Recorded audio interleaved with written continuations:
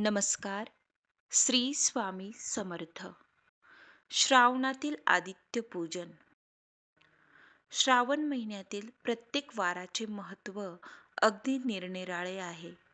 श्रावण महिन्यातील रविवारी करण्यात येणारे आदित्य रानूबाई व्रत कसे करावे, या व्रताचे महत्त्व, मान्यता, पूजन विधी आणि कहाणी याबाबत जाणून घेऊया.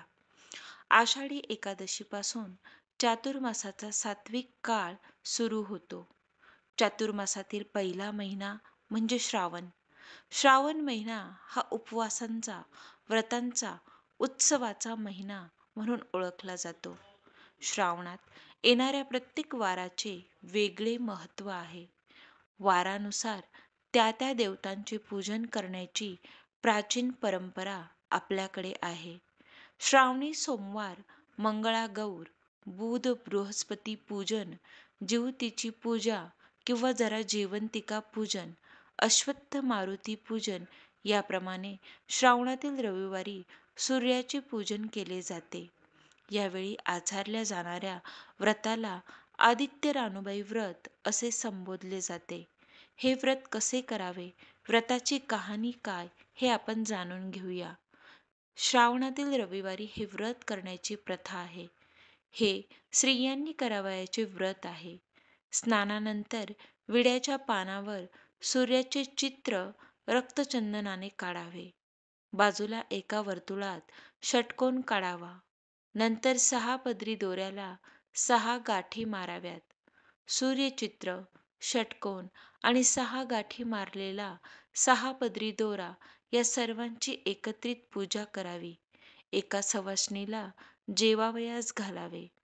या व्रताच्या 2 कथा आहेत. श्रावणी रविवार कहाणी. रानूबाई ही सूर्याची पत्नी. तिची पूजा या व्रतात केली जाते. तिची कथा न ऐकल्याने एका राणीला दारिद्र्यावस्था प्राप्त झाली. तिला या गोष्टीचा खूप पश्चाताप झाला. यानंतर तिने आदित्य रानूबाईची पूजा केली. व्रताचा संकल्प करून आदित्य रानूबाईचे मनोभावे पूजन केले. या व्रतानंतर तिला पुन्हा गतवैभव लाभले, अशा आशयाच्या कथा आढळून येतात. महाराष्ट्रातील खानदेशात हे व्रत विशेष प्रचलित आहे. खानदेशातील बऱ्याच घरांमध्ये कुठल्याही मंगल कार्याच्या आधी रानूबाई आणि सूर्याचे लग्न लावण्याची रीत आहे. कुठल्या न कुठल्या रूपात सूर्यपूजा करण्याची प्रथा आपल्या संस्कृतीत आहेत. त्यापैकी ही एक प्रथा म्हणावी लागेल. आपण तुळशीचे, अश्वत्थाचे लग्न लावतो, तसे हे आदित्य रानूबाईचे लग्न म्हणावे लागेल.